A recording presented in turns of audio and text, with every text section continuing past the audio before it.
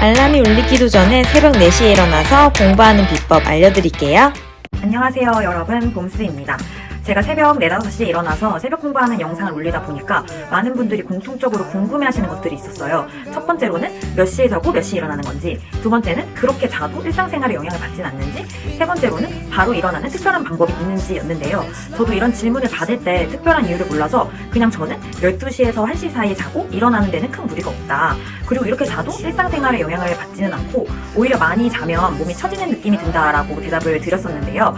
저는 사실 이런 제 생활 패턴이 너무 익숙해져서 그렇게 깊게 생각을 안 해봤었거든요. 그런데 질문을 좀 많이 받다 보니까 나도 모르는 무슨 비밀이 있나? 라는 생각이 들더라고요. 그래서 수면과 관련된 여러 영상들이나 자료들을 찾아봤는데, 근데 신기하게 제가 미라클 모닝을 조금 쉽게 할 수 있었던 이유가 있었더라고요. 제가 전문가도 아니고 또 모든 분들에게 당연히 적용될 수 없고 정답이라고 할 수는 없지만, 제가 공감이 가고 제 생활 패턴하고 같았던 부분들을 정리해서 한번 소개를 시켜드리려고 합니다. 그러면 한번 빠르게 가볼까요? 첫 번째로는 수면의 단계 중 언제 일어나는지가 중요합니다. 수면의 단계는 총 5단계가 있는데요. 이 단계를 완주하기 위해서는 보통 90분에서 120분이 소요된다고 해요. 그래서 우리가 보통 7시간에서 9시간을 자는 게 좋다고 하는데, 이 사이클이 5번에서 6번 정도 돌아가서인데요. 우리가 잘 알고 있는 렘수면의 경우에는 1단계로 자그마한 소리로 눈이 떠지고 점점 단계가 깊어지면서 4단계 깊은 수면으로 가게 되면 잠을 깨기 힘든 숙면의 상태로 들어가게 됩니다. 그래서 우리가 숙면의 단계에서 잠을 깨게 되면 극심한 피로를 느끼게 되고, 그래서 1, 2단계의 렘수면 상태에서 깨어나는 게 가장 좋다고 합니다. 그러면 어떻게 렘수면 단계에서 깰 수 있을까라는 부분이 생기는데요. 이미 언제 자고 언제 일어나야 렘수면 상태에서 일어날 수 있는지를 알려주는 서비스들이 굉장히 많이 나와 있어요. 그래서 무료로 보실 수 있는 사이트를 더보기란에 적어뒀으니까 확인 한번 해보시고, 내가 일어나려는 시간을 기입하시고 난 뒤에 내가 몇 시에 자는 게 가장 좋은지를 한번 확인해보세요. 저도 한번 확인을 해봤는데요. 제가 평소 5시에 일어난다고 설정했을 때 제가 자는 시간인 12시 30분에서 1시가 네 번째에 있더라고요. 그러니까 저는 렘수면 단계에서 깨어나서 피곤함이 덜했던 것이었습니다. 두 번째는 일정한 취침 기상 시간을 정해야 한다는 겁니다.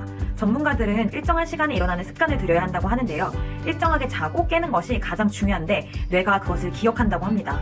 잠자는 시간은 유동적일지 몰라도 깨어나는 시간을 일정하게 유지하는 것이 가장 중요한데요.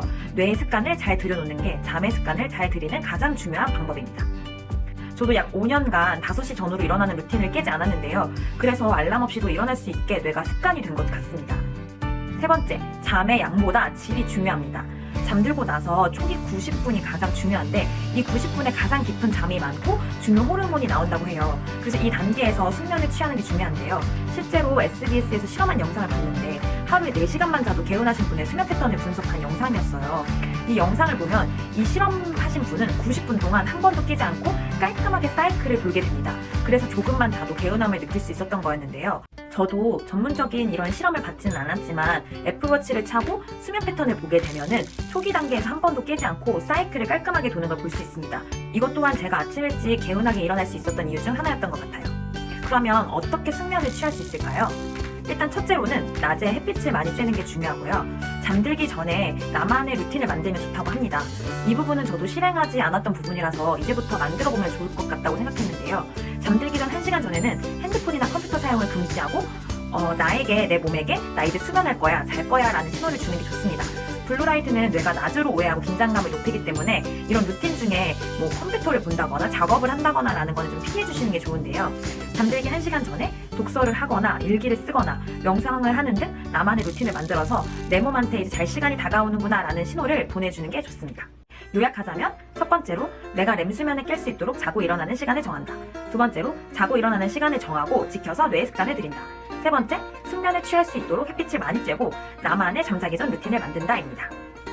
3일에서 5일 정도는 되도록 이 습관을 들이도록 노력하는 게 중요하다고 하니까, 이번에 미라클 모닝을 하려고 하시는 분들은 이 부분을 참고하셔서 지금 당장 실행해보시면 좋을 것 같아요. 다음 2편에서는 잠에서 일어나서 빠르게 잠에서 깨고 어떻게 효율적으로 하루를 시작할 수 있는지에 대해서 살펴보려고 합니다. 그러면 다음 2편도 많이 기대해주세요.